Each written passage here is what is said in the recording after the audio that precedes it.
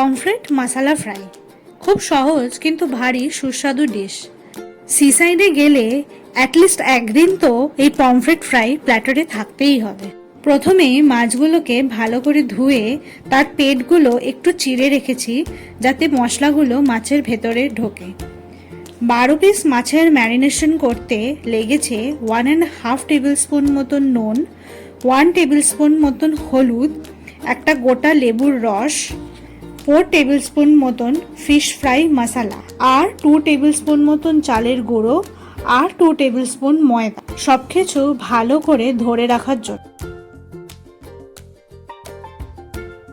কিছু মাখিয়ে at least 30 minute rest দিতে হবে।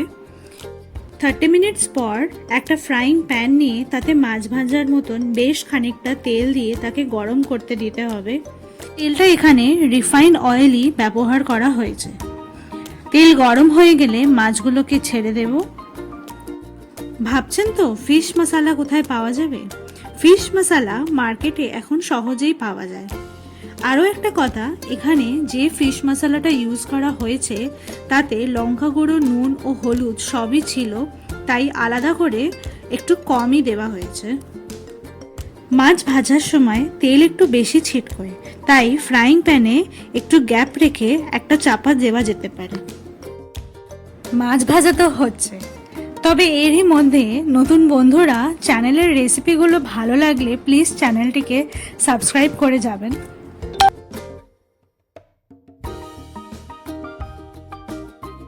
মাছগুলোকে খুব সাবধানে ওলট পালট করতে হবে, কারণ মাছ ভেঙে যাওয়ার চান্স থাকতে পারে।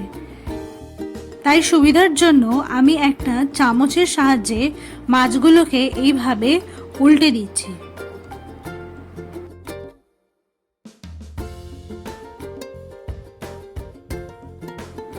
ব্যাস 2 পিঠ লাল লাল করে ভাজা হয়ে গেলেই রেডি আমাদের পমফ্রেট ফ্রাই।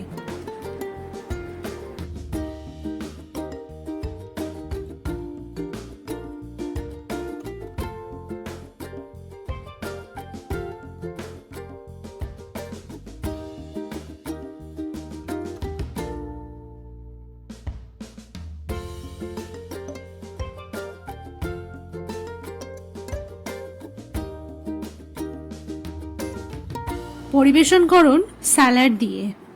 দুপুরে লাঞ্চ হিসেবে অথবা সন্ধেবেলায় স্ন্যাক্স হিসেবে যেভাবেই হোক এই পমফ্রেট ফ্রাই সার্ভ করুন, দেখবেন মেনুটা জাস্ট হিট করে গেছে। চ্যানেলের রেসিপি ভালো লাগলে please like, share and support করতে ভুলবেন না কিন্তু।